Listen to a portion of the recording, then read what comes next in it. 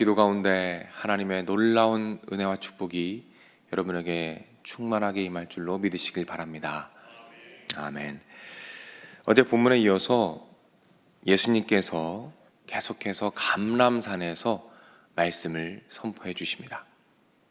어제 24장과 오늘 25장은 예수님께서 재림의 때에 대하여 말씀해 주고 계시죠. 특별히 어제 24장은 마지막 때의 징조에 대해서 말씀해 주셨고, 오늘 25장은 전체적으로 다시 오실 예수님을 준비하는 우리 믿는 자들의 자세에 대해서 자세하게 설명을 해주고 계십니다. 이를 위하여 여러 가지 비유를 사용하고 계시죠. 열 처녀의 비유와 달란트의 비유와 양과 염소의 비유, 이 비유들을 통해서 우리가 어떻게 다시 오심을 준비하는가를 설명해 주고 계십니다. 오늘은 이 열 처녀 비유를 중심으로 여러분과 말씀을 나누어 보고자 합니다. 내용은 이렇습니다. 10명의 처녀가 있습니다. 신랑을 맞이하러 나아갑니다. 그런데 그 중에 5명은 슬기롭고 5명은 미련합니다. 신랑이 늦게 옵니다. 그러자 잠이 들어버리죠. 그때 갑자기 신랑이 오게 되고 기름을 준비한 5 슬기로운 처녀는 잔치에 참여하게 되고, 기름을 준비하지 못한 5 처녀, 미련한 처녀들은 천국 잔치에 참여하지 못했다라는 말씀으로 내용이 진행이 됩니다. 이 말씀의 교훈은 이렇습니다. 오늘 본문 13절이죠. 그런즉 깨어있으라, 너희는 그날과 그 때를 알지 못하느니라. 어제와 동일한 결론입니다. 깨어있어라. 언제 예수님께서 오실지 모르기 때문에 너희가 깨어서 준비해야 한다 라고 말씀하고 있죠. 그런데 이 비유를 자세히 살펴보면 흥미로운 사실 하나가 있습니다. 그 흥미로운 사실은 오늘 본문 4절, 5절 말씀에 등장합니다. 제가 읽어드리죠. 슬기 있는 자들은 그릇에 기름을 담아 등과 함께 가져갔더니 신랑이 더디 오므로 다 졸며 잘세라고 말합니다. 누가 졸았다고 말씀하고 계시죠? 다 졸았다 라고 말씀하고 계십니다. 우리가 상상할 때 슬기로운 처녀들은 슬기롭기 때문에 자지 않았을 것이다 라고 막연하게 기대하는 것이 있습니다. 하지만 오늘 본문 어떻습니까? 누가 잠들었다고 말하죠? 모두 다 잠들었다라고 말하고 계셔요. 슬기로운 자들까지도 같이 잠들어 있었다는 것입니다. 그만큼 깨어있는 것이 쉽지가 않다.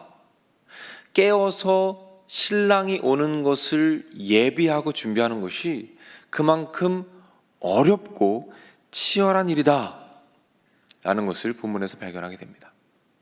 그렇다면 왜 그리도 깨어있는 것이 힘들까요? 왜 우리는 예수님께서 다시 오시는 그날을 기대하고 깨어서 인내하며 기다리는 그 기간이 그렇게도 쉽지 않겠습니까? 아마도 그 신부들이 신랑을 기다리는 동안에 이런 일들이 있었을 것입니다. 신랑을 기다리는 그 기간 동안 신랑이 오는 시간이 늦어지자 많은 말들이 오고 갔을 거예요. 신랑이 늦게 오는 이유가 무엇이다? 신랑이 오지 않는다? 아니면 신랑이 이미 왔다? 여러 가지 소리와 소문들이 오고 갔을 것입니다. 그 오고 가는 소문들 가운데 어떻게 됐을까요? 슬기로운 여자들도 지혜로운 여자들도 동일한 혼란을 느꼈을 것입니다. 그리고 그 혼란 가운데 조금씩 나태해지는 모습을 경험했을 것이죠. 그 나태함 가운데 잠들어 버리게 된 것입니다. 사랑하는 여러분, 우리는 예수님의 다시 오심을 기다리는 주님의 신부들입니다. 믿으십니까? 그 기다림 가운데 반드시 찾아오는 것이 있어요. 그 시간이 점점 늦어질수록 우리에게 찾아오는 것이 있다는 말이죠. 그것은 무엇입니까? 우리를 혼란스럽게 하는 소문들입니다. 말들이에요. 지금까지 수많은 시한부 종말론들이 있었습니다. 여러분 잘 아시는 다미 선교회가 있었죠. 예수님이 오신다라는 정확한 날짜까지 말하면서 분명히 오신다라고 했지만 오지 않으셨습니다. 여러 번의 사건들이 있었어요. 그 여러 번의 거짓 예언들, 그 예언들을 쭉 지나왔다는 것입니다. 또 어떻습니까? 이미 재림 예수가 오셨다라고 주장하는 사람들이 많아요. 자신이 예수다라고 말하는 거짓 선지자들이 많다는 것입니다. 수많은 이단들이 이미 예수님이 오셨다라고 말하고 있다는 것입니다. 이 모든 것이 예수님이 말씀하셨던 그대로죠. 마가복음 13장 6절입니다. 많은 사람이 내 이름으로 와서 이르되 내가 그라하여 많은 사람을 미혹하리라 라고 말씀하셨어요. 마가복음 13장 21절입니다. 그때 어떤 사람이 너에게 말하되 보라 그리스도가 여기 있다 보라 저기 있다 하여도 믿지 말라. 예수님 말씀하셨어요. 예수님 말씀하신 그대로 이 기다림의 시간이 길어질수록 여러 가지 소문들과 혼란들과 여러 가지 거짓 선지자들과 예언들이 난무하게 된다는 것입니다. 이 모든 과정 가운데 악한 영들은 우리를 틈탑니다. 그리고 말하죠. 재림은 이루어지지 않는다. 혹은 재림은 아직 멀었기 때문에 신경 쓸 필요가 없다라고 계속해서 우리를 속삭이며 우리를 나태해지게 만든다는 것이죠. 그런 과정에서 우리도 모르는 사이에 잠들어 버리는 위험이 있다는 것입니다. 그래서 오늘 본문은 모든 슬기로운 여자들까지도 다 잠들었던 모습을 보여주시면서 우리 또한 잠들 수 있다는 사실에 대해서 권면하고 계시다는 사실입니다. 사랑하는 여러분, 우리가 깨어있을 때에 어디에 우리의 시선과 우리의 마음을 집중해야 되겠습니까? 수많은 소문들이겠습니까? 아니라는 말이죠. 우리는 하나님의 약속만 굳게 붙들어야 한다는 사실을 믿으시기를 바랍니다. 예수님 약속하셨습니다. 요한계시록 22장 11절이죠. 보라 내가 속히 오리니 내가 속히 오리니 내가 줄 상이 내게 있어 각 사람에게 그가 행한 대로 갚아주리라 라는 약속입니다. 세상에 수많은 소리들이 있습니다.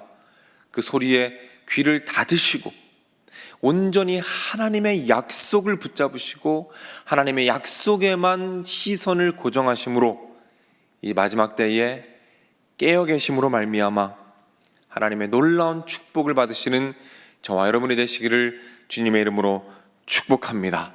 저 영원한 천국잔치의 기쁨을 누리시는 저와 여러분이 되시기를 주님의 이름으로 축복합니다. 아멘. 이 시간 기도하겠습니다. 하나님 아버지, 오늘 말씀을 통해서 이 마지막 때에 깨어있는 것이 얼마나 어려운 일인지 우리에게 보여주시니 감사를 드립니다. 수많은 유혹들이 있습니다. 수많은 미혹들이 있습니다. 수많은 소문들이 있습니다. 하나님, 그 모든 것들 가운데 우리의 마음이, 우리의 중심이 하나님의 약속, 하나님의 말씀으로 향하도록 인도하여 주시고 깨어 있어서 예수님의 오심을 준비하며 가장 아름다운 모습으로 예수님을 만날 수 있는 축복과 은혜를 주님께서 더하여 주시옵소서. 이 새벽 간구하는 부르짖는 제목들이 있습니다. 하나님 기억하여 주시옵소서. 작은 신음까지도 응답하여 주시고 우리의 부르짖는 모든 것 가장 좋은 것으로 하늘의 축복으로 가득 채워 주시옵소서. 많은 문제들 가운데 있습니다. 하나님, 영적으로 침체되어 회복을 원하는 영혼들이 있다면 하나님 임재하여 주시고 말씀과 기도 가운데 예배 가운데 회복시켜 주시어서 놀라운 영적인 부흥이 회복이 성숙이 있도록 하나님께서 인도하여 주시옵소서.